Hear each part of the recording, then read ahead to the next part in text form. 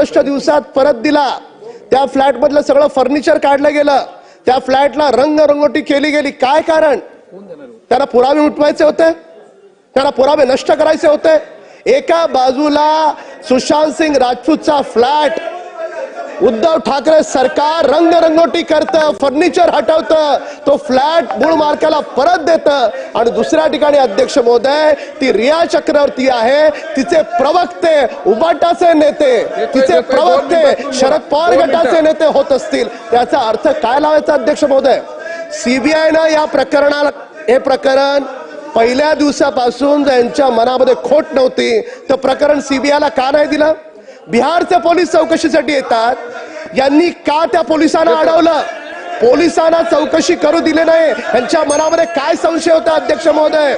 आता मी असं काय चुकीचं बोललो की या सगळ्या सदस्यांच्या मनाला मिरची लागली? अध्यक्ष महोदय, रेकॉर्डवर चुकीचे येता कामा नये। सीबीआयला या उद्धव ठाकरे सरकारनं सुशांत सिंग राजपूत प्रकरण केव्हा दिलं? त्यावेळेस दिलं ज्यावेळेस त्यांनी पुरावे नष्ट केले। बिहारच्या पोलिसांना चौकशी करू दिली नाही। माझी सरकारला विनंती आहे, दिशा सालियन प्रकरणात एसआयटीची केस एसआयटी ओपन आहे।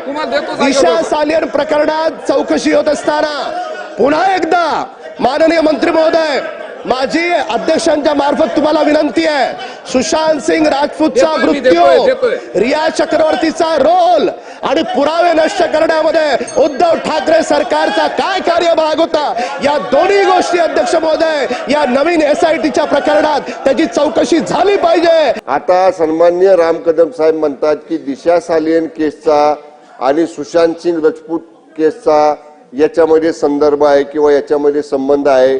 तर या बाबतीत सुद्धा मी सन्माननीय राम कदम साहेबांना सांगू इच्छितो, कोणालाही पाठीशी घातलं जाणार नाही।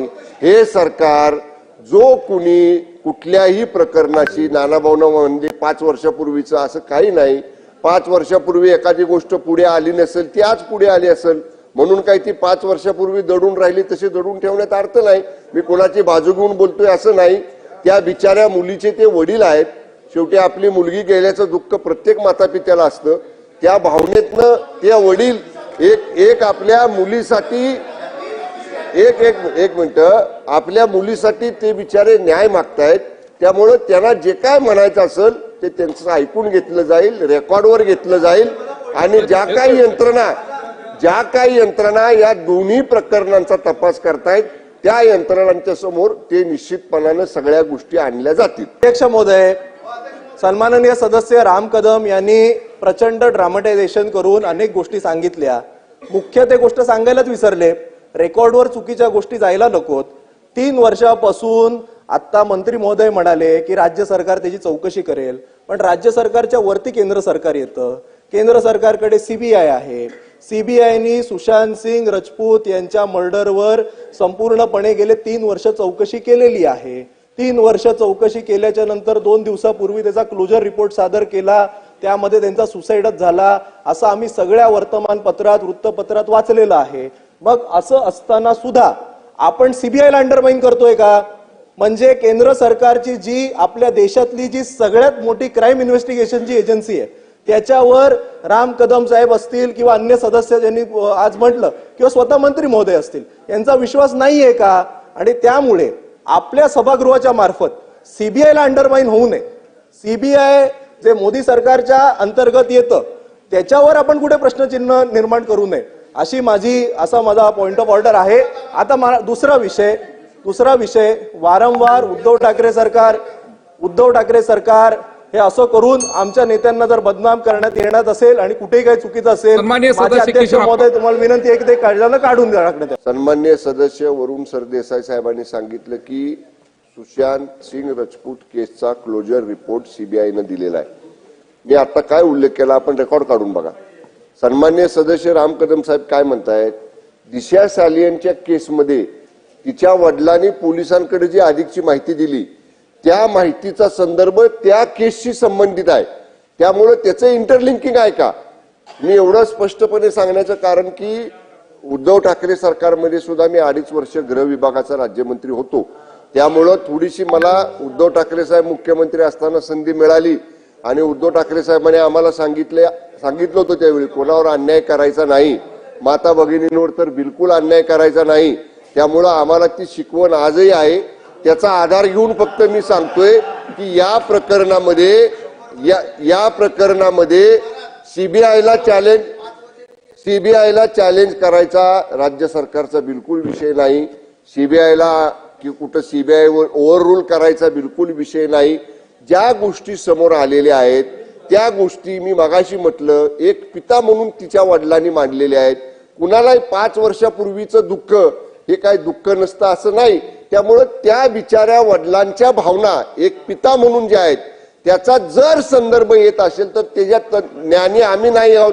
त्याचे ज्ञानी त्या संबंधित यंत्रणांचे अधिकारी आहेत.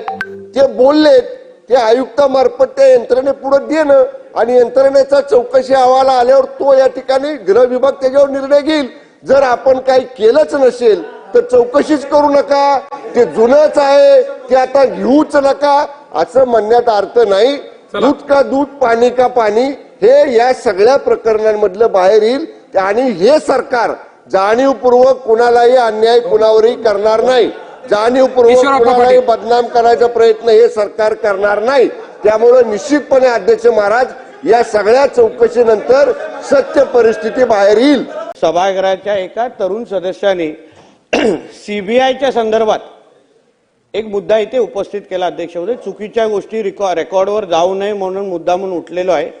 अध्यक्ष महोदय, सुशांत सिंग राजपूतच्या संदर्भातला जो क्लोजर रिपोर्ट आहे तो सीबीआयनी कोर्टात दिलेला आहे. कोर्टाने अजूनपर्यंत एक्सेप्ट केलेला नाही. ह्याच्या अगोदरचे प्रेसिडेंट अध्यक्ष महोदय मुद्दामून आपल्याला सांगतो, आरुषी तलवार केसमध्ये अशाच सीबीआयचा रिपोर्ट क्लोजर रिपोर्ट दिलेला होता. कोर्टाने तो नाकारला आणि परत ती केस ओपन केली आणि नंतर मग शिक्षा पण झालेली आहे. म्हणून उगाच चुकीच्या गोष्टी सभागृहाच्या याच्यावर बोलूच नाही. थोड्या गोष्टी जरा संयम ठेवावा. क्लोजर रिपोर्ट आता फक्त दाखल केलेला आहे.